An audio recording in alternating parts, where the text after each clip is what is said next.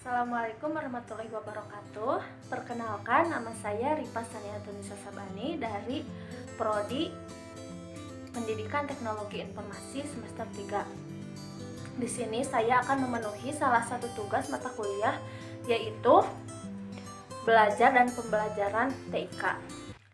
Di sini saya akan memaparkan konsep dan teori belajar dan pembelajaran TIK. Yang pertama, konsep belajar dan pembelajaran TIK. Belajar adalah proses memperoleh pengetahuan, keterampilan, dan nilai-nilai sehingga terjadi perubahan di dalam diri siswa menuju ke positif. Ada beberapa pendapat tentang belajar. Yang pertama, menurut Kimball pada tahun 1961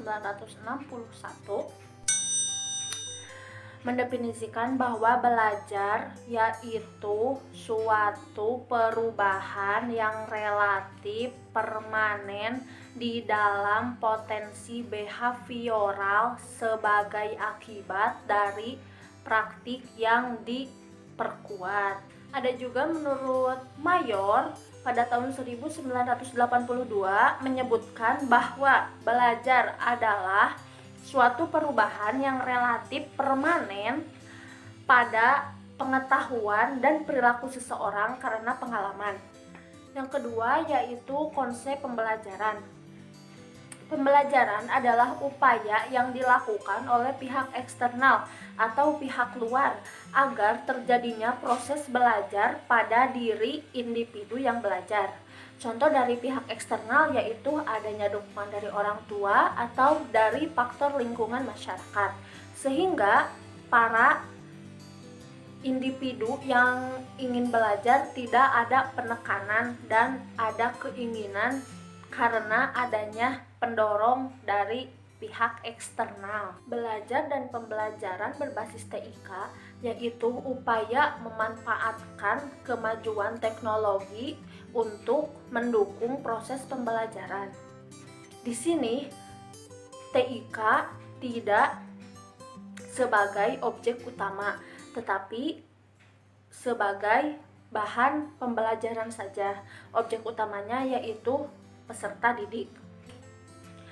Peran TIK di dalam belajar dan pembelajaran yaitu sebagai penghubung untuk memberikan ilmu pengetahuan antara pendidik dan peserta didik.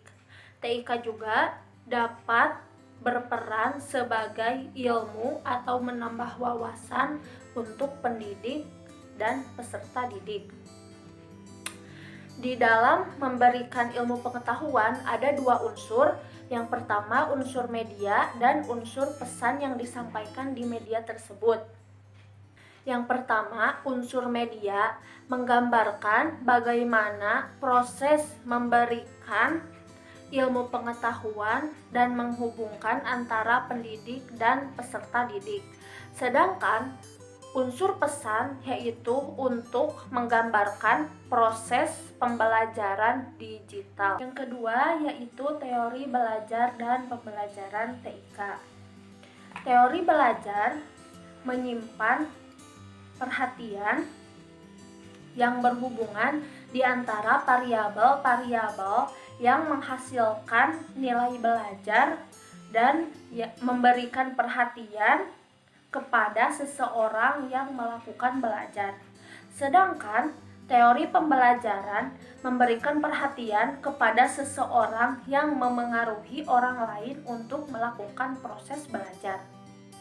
Dengan kata lain, teori pembelajaran berurusan dengan upaya untuk mengontrol variabel-variabel dalam teori belajar untuk memudahkan proses pembelajaran.